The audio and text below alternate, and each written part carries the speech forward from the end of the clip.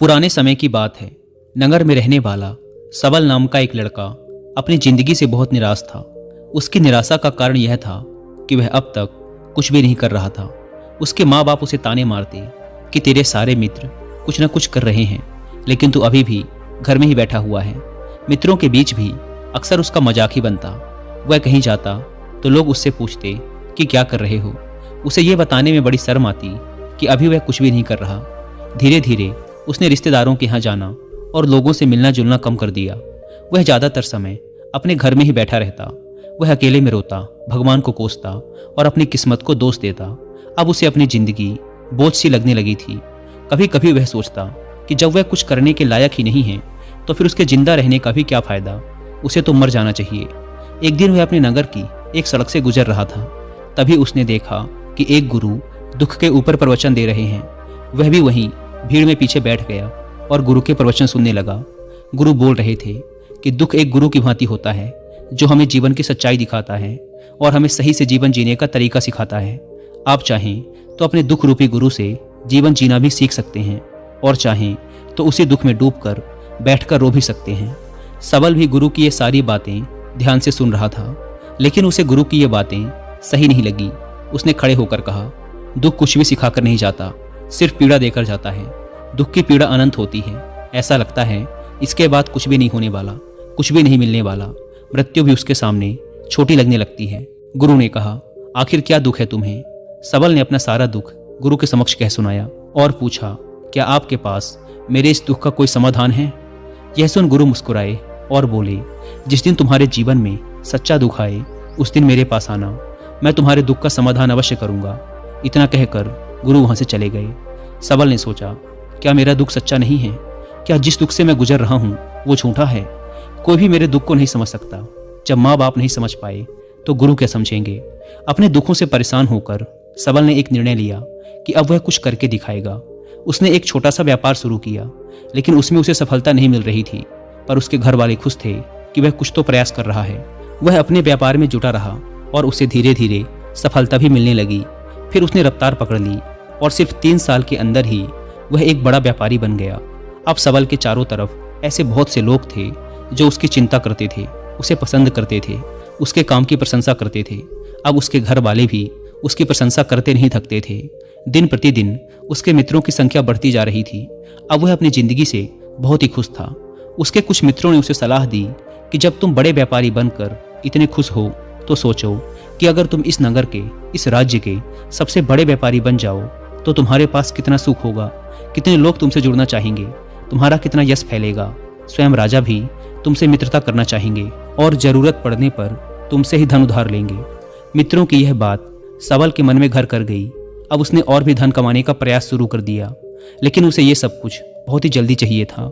वह यह सब कुछ प्राप्त करने में अपना ज़्यादा समय बर्बाद नहीं करना चाहता था। इसीलिए उसने ऐसे भी कार्य करने शुरू कर दिए जो उचित नहीं थे। उसने बड़ी मात्रा में अपने मित्रों से धन उधार लेना शुरू कर दिया। ज़्यादा मुनाफा कमाने के लालच में अपने सामान में मिलावट करने लगा। उसने दूसरे व्यापारियों के खिलाफ षड्यंत्र भी रचे, उन्हें डराया धमकाया। जैसा जैसा उसके मित्र उससे कहते गए वह वही करता गया। वह इन तरीकों से ज़्यादा धन तो कमा रहा था, लेकिन अब उसके जीवन में सुकून नहीं रह गया था। उसके मन की शांति गायब हो गई थी। उसे रातों में नींद नहीं आती थी। वह किसी उधेड़ बुन में लगा रहता था। सुख साधन की सारी वस्तुएं होने के बाद भी उसे किसी में सुख नहीं मिल रहा था। एक दिन सबल अपनी बग्घी में सवार होकर कहीं जा रहा था। तभी रास्ते में उसे गुरु का आश्रम दिखा। वह रुक गया। वह गुरु के पास जाकर बोला, गुरुदेव, आपने कहा था कि जब तुम्हारे जीवन में सच्चा दुख आए तब मेरे पास आना। अब मैं बहुत दुखी हूँ। मेरे रातों की नींद गायब हो गई है। मुझे कहीं सुकून नहीं मिल रहा। इस तरीके से सबल ने अपनी सारी समस्या गुरु के सामने कह सुनाई। गुरु ने कहा, जब तुम मुझसे पहली बार मिले थे तब भी तुम किसी दुख में थे। तुमने उस दुख से क्या सीखा? सबल ने कहा, मैंने सीखा कि सिर्फ सोचने और चिंता करने से कुछ नहीं होता। अपनी सोच को सच करने के लिए कर्म करना पड़ता है, और सिर्फ कर्म करने से भी कुछ नहीं होता। अपने कर्म को अंतिम पड़ाव तक ले जाना भी आवश्यक होता है। चाहे रास्ते में कितनी ही मुश्किलें आएं, मन कितना ही निराश हो, कितना ही लगे कि अब आगे कुछ भी नहीं होने वाला, तब भी यह मानकर चलो कि मैं जो भी कर रहा हूँ उसमें सफल अवश्य होऊंगा। लोग सिर्फ सफल व्यक्ति को ही सम्मान देते हैं, फिर चाहे कोई कितना ही अच्छा क्यों ना हो, वह लोगों की नज़रों में बोझ ही होता है। यह सब सुन गुरु मुस्कुराए और बोले, यह असली दुख नहीं है। जब तुम्हारे जीवन में असली दुख आए तब मेरे पास आना, मैं उसका समाधान अवश्य करूंगा। सबल ने जाते समय गुरु को सोने के सिक्कों से भरा एक घड़ा भेंट किया। घड़ा देखकर गुरु ने कहा, ये मेरे किसी काम का नहीं, इसे उस पेड़ के नीचे गड्ढा खोदकर दफना दो। सबल ने गुरु के कहे अनुसार घड़े को पेड़ के नीचे दफना दिया और वहां से चला गया। कुछ दिनों तक तो व्यापार अच्छी तरक्की कर रहा था, लेकिन गलत व्यापार की वजह से धीरे धीरे उसे व्यापार में घाटा होने लगा। उसकी सारी धन संपदा धीरे धीरे खत्म होने लगी और एक दिन ऐसा आया जब उसके पास कुछ भी नहीं बचा और वह कर्जे से लग चुका था। लेकिन वह निश्चिंत था क्योंकि उसने सारा कर्ज अपने मित्रों से ही लिया था। वह सोचता था कि उसके मित्र बुरे समय में उसका साथ देंगे, लेकिन ऐसा कुछ भी नहीं हुआ। बुरा समय आते ही मित्रों ने ही सबसे पहले अपना उधार मांगना शुरू किया और उधार वापस ना करने पर जान से मारने की धमकी भी दी। उसके शुभचिंतक, उसे चाहने वाले सब उससे दूर हो गए। उसके वो मित्र जो उसके साथ मौज मस्ती किया करते थे अब उससे दूर भागने लगे। उसके परिवार वाले उसे उसकी गलतियां और कमियां गिनाने लगे। उसकी सारी संपत्ति नीलाम हो गई और उसके पास कुछ भी नहीं बचा। उसने अपने पिता से सहायता मांगी तो पिता ने कहा, मेरे पास ये थोड़ी सी ही संपत्ति है, अगर मैं ये भी तुम्हें दे दूंगा तो तुम्हारी माँ को कहाँ रखूंगा। ये संपत्ति ही हमारा आखिरी सहारा है। सबल के भीतर बहुत गहरा दुख था। उसके आसपास ऐसा कोई भी नहीं था जो उसके दुख को समझ सके, उसे संभाल सके। लोगों से मिले इस धोखे और विश्वासघात की वजह से वह अंदर तक टूट गया। उसे लगने लगा, अब जीने का क्या मतलब, अब तो मृत्यु ही एकमात्र सहारा है। वह आत्महत्या करने एक पहाड़ी की तरफ जा रहा था कि तभी उसे याद आया, गुरु ने कहा था, जब तुम्हारे जीवन में असली दुख आए तब मेरे पास आना। सबल गुरु के पास गया और अपना सारा दुख कह सुनाया। वह आंखों में आंसू भरकर बोला, मेरे इस दुख का समाधान कीजिए गुरुदेव। गुरु ने कहा, जब तुम्हारे जीवन में असली दुख आए तब मेरे पास आना, मैं उसका समाधान अवश्य करूंगा। सबल ने कहा, क्या अभी जो मेरे जीवन में घट रहा है वो दुख नहीं है? आखिर असली दुख होता क्या है गुरुदेव?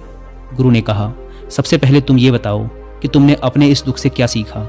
सबल ने कहा, मैंने सीखा कि जो लोग हमारी सफलता, हमारी तरक्की की वजह से हमारे जीवन में आए हैं वो हमें धोखा अवश्य देंगे, क्योंकि वो बुरे समय में हमारे साथ खड़े नहीं होंगे। वो केवल अच्छे समय में हमारा फायदा उठाएंगे और बुरे समय में छोड़कर चले जाएंगे। भरोसा केवल उन्हीं लोगों पर करना चाहिए जो हमारे बुरे समय में, असफलता के समय में हमारे साथ खड़े रहते हैं। लेकिन ऐसे लोग बहुत ही कम होते हैं, पर जिसके पास होते हैं उन्हें उनकी कद्र करनी चाहिए, उनका अपमान नहीं करना चाहिए। मैंने यह भी सीखा कि कभी किसी के खिलाफ षड्यंत्र नहीं रचना चाहिए, ईमानदारी और धैर्य के साथ अपना काम करना चाहिए और कभी लालच नहीं करनी चाहिए। दोस्तों, इंसानी स्वभाव या इंसानी फितरत के बारे में और डिटेल से समझने के लिए आप कुक्कू एफएम पर हिंदी में एक ऑडियो बुक भी सुन सकते हैं जिसका नाम है चाणक्य नीति। और ना केवल ह्यूमन साइकोलॉजी के लिए बल्कि चाणक्य नीति वो किताब है जिसे अगर आप अच्छे से समझ गए तो आप पैसा, पावर और रिस्पेक्ट सब पा सकते हैं। इस ऑडियो बुक के 3 चैप्टर्स मुझे पर्सनली काफ़ी पसंद आए। पहला है इसका फर्स्ट एपिसोड, मूर्खों को सलाह देना ना समझी है। दूसरा है 14th एपिसोड, भविष्य और अतीत में मत खोइए। और तीसरा है इसका 15th एपिसोड, पैसा खोने के बाद कमा सकते हैं लेकिन शरीर नहीं। आप कमेंट करके बताइएगा कि आपको इसका कौन सा एपिसोड सबसे ज़्यादा पसंद आया। और जिन्हें कुक्कू एफएम के बारे में नहीं पता, यह इंडिया का सबसे बड़ा ऑडियो शो प्लेटफॉर्म है जहां पर आपको मिलते हैं 10,000 से भी ज़्यादा ऑडियो शोज, वो भी 7 इंडियन लैंग्वेजेस में। इस प्लेटफॉर्म का मंथली सब्सक्रिप्शन पड़ता है 99 रुपीज़ का, लेकिन अगर आप यूज़ करते हैं कूपन कोड WI50 तो आपको इसके फर्स्ट मंथ के सब्सक्रिप्शन पर मिलेगा 50% का डिस्काउंट, यानी आपको पड़ेगा 99 की बजाय सिर्फ 49 रुपीज़ का। अगर हम सिर्फ चाणक्य नीति जैसी किसी एक किताब को ऑनलाइन ऑर्डर करते हैं तो हमें इसका कॉस्ट पड़ता है 250 से 300 के बीच में, लेकिन कुक्कू एफएम पर सिर्फ 49 रुपीज़ में 10,000 से भी ज़्यादा किताबों का एक्सेस मिल जाता है, यानी रोज़ 2 रुपये से भी कम की कीमत पर। तो इस कॉस्ट सेविंग प्लेटफॉर्म का फ़ायदा ज़रूर उठाएं।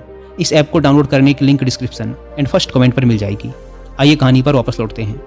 अपना सारा दुख और अनुभव बताने के बाद सबल आंखों में आंसू भरकर गुरु के सामने बैठा रहा। थोड़ी देर बाद गुरु उठे और उस पेड़ के नीचे गड्ढा खोदकर वह घड़ा बाहर निकाला जो सोने के सिक्कों से भरा हुआ था और उसे सबल को दे दिया और कहा, जब तुम्हारे जीवन में असली दुख आए तब मेरे पास आना। सबल ने गुरु को धन्यवाद दिया और उन्हें प्रणाम कर वहाँ से चला गया। उसने उस धन से एक छोटा व्यापार शुरू किया। अब वह एक छोटा व्यापारी बनकर भी खुश था। उसने पूरी लगन और ईमानदारी से व्यापार किया। देखते ही देखते वह अपने नगर का फिर एक बड़ा व्यापारी बन गया। उसका जीवन खुशियों और सुविधाओं से भर गया। लेकिन कोई कितना भी अच्छा हो, कितना भी अच्छा काम करे, दान करे, पुण्य करे, लोगों की मदद करे, लेकिन जीवन में दुख तो आता ही है। तो सबल के जीवन में भी दुख आया। उसके माता पिता की मृत्यु के रूप में। वो दोनों एक ही दिन मृत्यु को प्राप्त हो गए। सबल अपने माता पिता से बहुत प्रेम करता था, इसीलिए उसे उनकी मृत्यु से बहुत गहरा आघात पहुंचा। वह उन दोनों के पार्थिव शरीर को शमशान घाट ले गया, जहां उनकी अंतिम क्रिया की गई। वहां उसने अपने माता पिता के शरीर को जलते हुए देखा तो उसका मन बेचैन हो गया। उसके अंदर बहुत से प्रश्न उठने लगे। वह घर वापस आया तो उसने अपने माता पिता के घर और संपत्ति को देखा, जिसके लिए उसके पिता हमेशा लड़ते रहते थे। आज वो लावारिस पड़ी है। आज उसकी देखरेख करने वाले, उसके लिए लड़ने वाले इस दुनिया से ही चले गए। उसके पिता ने जो भी कमाया था, जो भी बनाया था, वो सब यहीं रह गया था। एक दिन पहले तक किसी से भी अपनी संपत्ति के लिए लड़ जाने वाले उसके पिता आज खुद इस दुनिया से अलविदा हो गए थे। उसका मन इसी तरह के अनेक विचारों के भंवर में फंसा हुआ था। उसे अंदर से अकेलापन और डर महसूस हो रहा था। उसे कुछ खालीपन सा महसूस हो रहा था। उसे लग रहा था कुछ तो है जिसे वो समझ नहीं पा रहा। इसीलिए वो गुरु के पास गया। उसे देखते ही गुरु ने कहा, क्या जीवन में कोई दुख है? सबल ने कहा, वैसे तो जीवन में कोई दुख नहीं है गुरुदेव, सब सुख है, सब अच्छा चल रहा है। लेकिन आज मेरे माता पिता की मृत्यु हो गई। इस घटना से मेरा मन बहुत दुखी और बेचैन है। गुरु ने कहा, इसमें दुखी होने वाली कौन सी बात है? एक दिन तो सभी के प्रियजनों को मरना ही है। हमेशा जीवित ना तो कोई रहा है और ना ही कोई रहेगा। एक दिन तो तुम्हें भी मरना ही है। हो सकता है कल ही मर जाओ या आज भी मर सकते हो। सबल ने कहा, ये आप क्या कह रहे हैं गुरुदेव कि मैं भी मर जाऊंगा? पर मैं तो अभी जवान हूँ। गुरु ने कहा, इस भ्रम में तो सभी जी रहे हैं कि मृत्यु दूसरों को आती है, बूढ़ों को आती है। लेकिन बूढ़ों के सामने ही जवान मर जाते हैं, बच्चे मर जाते हैं। मृत्यु का किसी की उम्र से कोई संबंध नहीं। यह तो सबको अपना ग्रास बना लेती है। गुरु की यह बातें सबल के मन में घर कर गई और वह चुपचाप वहां से चला गया। लेकिन उसका मन अब भी बेचैन था, अब भी अशांत था। वह कुछ खालीपन सा महसूस कर रहा था। वह पूरे दिन अपने बारे में ही सोचता रहता कि वह कौन है, इस दुनिया में क्यों आया है, क्या सिर्फ चीज़ों को उपभोग करना और मरना ही जीवन का लक्ष्य है? ऐसे ही बहुत से प्रश्न उसके मन में लगातार उठ रहे थे, लेकिन उसे अपने किसी भी प्रश्न का उत्तर नहीं मिल पा रहा था और उसका दुख दिन प्रतिदिन बढ़ता जा रहा था। इसीलिए कुछ दिनों बाद वह फिर गुरु के पास पहुंचा और बोला, गुरुदेव, मैं बहुत दुखी हूँ क्योंकि मैं यह नहीं जान पा रहा कि मैं कौन हूँ और इस दुनिया में क्यों आया हूँ। यह सुन गुरु मुस्कुराए और बोले, आज पहली बार तुम्हारे जीवन में सच्चा दुख पैदा हुआ है। वास्तव में यही है जो दुख कहलाने के लायक है कि हमें पता नहीं कि हम कौन हैं, क्यों आए हैं, क्या करना है, कैसे करना है। सबल ने कहा, गुरुदेव, मेरे इस दुख का समाधान कीजिए। गुरु ने कहा, हम सभी इंसान जीवन भर क्या इकट्ठा करते रहते हैं? सबल ने कहा, हम सभी इंसान जीवन भर धन, संपत्ति, मान सम्मान, परिवार, मित्र, शत्रु, पद प्रतिष्ठा इत्यादि इकट्ठा करते रहते हैं। गुरु ने कहा, क्या इन इकट्ठा की हुई सभी चीज़ों में से एक भी चीज़ हम अपने साथ ले जा सकते हैं? सबल ने कहा, नहीं गुरुदेव, इनमें से कुछ भी साथ नहीं जाता। मेरे माता पिता के साथ भी कुछ नहीं गया, सब तो यहीं छूट गया, घर, परिवार, संपत्ति, सब कुछ। गुरु ने कहा, अब मेरी बातों को ध्यान से सुनना। इस दुनिया में हमें जो इकट्ठा करना चाहिए वो तो हम कभी इकट्ठा करते ही नहीं। चीज़ें हमारे सामने ही होती हैं, लेकिन हम उन्हें देखने का प्रयास ही नहीं करते। इस दुनिया में हमें जिस चीज़ को इकट्ठा करना है वो हम खुद हैं। हमें खुद को ही इकट्ठा करना है ताकि जब मृत्यु हो तो हम एक हो सकें और स्वयं को पहचान सकें। हम भीतर से बटे हुए हैं। हम बटे हुए हैं प्रेम में, नफरत में, क्रोध में, जलन में, क्रूरता में, धन में, संपत्ति में, पद में, प्रतिष्ठा में, मान में, पहचान में, धर्म में, जाति में। ऐसे ही सैकड़ों हजारों चीज़ों और वासनाओं में हम बटे हुए हैं। हम टुकड़ों में जीवन जी रहे हैं। इस बंटवारे की वजह से हमारी चेतना कभी एक नहीं हो पाती। हमारी चेतना शक्ति बिखर गई है। इसीलिए हमारे पास इतना भी समय नहीं है, इतनी भी ऊर्जा नहीं है कि हम मुड़कर एक बार अपने भीतर देख सकें। वास्तव में जिस धन की कमी, सुविधाओं की कमी, मान सम्मान की कमी को लोग दुख समझते हैं और जीवन भर उसे दुख दुख बोलकर रोते रहते हैं और उनका समाधान खोजने का प्रयास करते रहते हैं, उन्हें उसका समाधान कभी मिलेगा ही नहीं। क्योंकि जिन्हें लोग दुख कहते हैं वो असली दुख है ही नहीं। वो तो सिर्फ इंसान की चाहत है, उसकी इच्छा है, जिसकी पूर्ति कभी नहीं की जा सकती।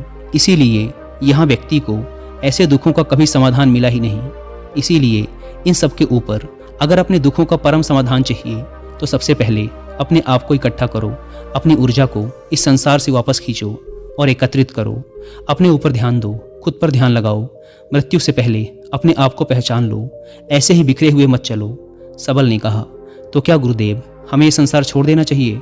अपनी सभी इच्छाओं को मार देना चाहिए, किसी से प्रेम नहीं करना चाहिए, धन संपत्ति नहीं इकट्ठा करनी चाहिए, मान सम्मान की आशा छोड़ देनी चाहिए। गुरु ने कहा, एक बिखरे हुए मनुष्य के अंदर से कामनाएं, इच्छाएं और वासनाएं ऐसे ही निकलती हैं जैसे पहाड़ से कोई पत्थर गिर रहा हो, जिस पर पहाड़ का कोई नियंत्रण नहीं है सिवाय देखने, परेशान होने और कुछ खोने के। इसी प्रकार एक बिखरे हुए मनुष्य की इच्छाएं अनियंत्रित और दुखदायी होती हैं। उसका अनियंत्रित मन कुछ भी इच्छाएं और कल्पनाएं करता रहता है और दुखी होता रहता है। लेकिन जब व्यक्ति एकत्रित हो जाता है तो वह जो भी करता है सब उसके नियंत्रण में रहता है। तब इच्छाएं भी उसकी इच्छा से निकलती हैं। सबल ने कहा, गुरुदेव, आपने मेरे सच्चे दुख का समाधान कर दिया। आपका बहुत बहुत धन्यवाद। अब से मैं खुद को एकत्रित करने का प्रयास करूंगा। गुरु ने कहा, मानव शरीर में बहुत ऊर्जा है, बहुत शक्ति है, पर यह बेकार के कामों में भटकर रह गई है, व्यर्थ की चीज़ों में लगी रहती है। यह ऐसा ही है जैसे कि एक अत्यंत शक्तिशाली मशीन किसी बच्चे के हाथों में दे दी गई हो और वह बिना सोचे समझे, बिना किसी नियंत्रण और जानकारी के बस इसकी शक्ति को कहीं भी बर्बाद कर रहा हो। इसीलिए अपनी चेतना की शक्ति पर ध्यान दो और इसे एकत्रित करो। सबल को अपने प्रश्नों का उत्तर मिल चुका था। उसने गुरु का धन्यवाद किया और चुपचाप वहाँ से चला गया। दोस्तों, उम्मीद है कि आपको यह कहानी पसंद आई होगी। और जाने से पहले एक बार फिर याद दिला दूं कि कुकू FM पर चाणक्य नीति किताब की हिंदी ऑडियो बुक सुनना ना भूलें। और मंथली सब्सक्रिप्शन पर 50% डिस्काउंट के लिए आप WI50 कूपन कोड का इस्तेमाल भी कर सकते हैं। धन्यवाद।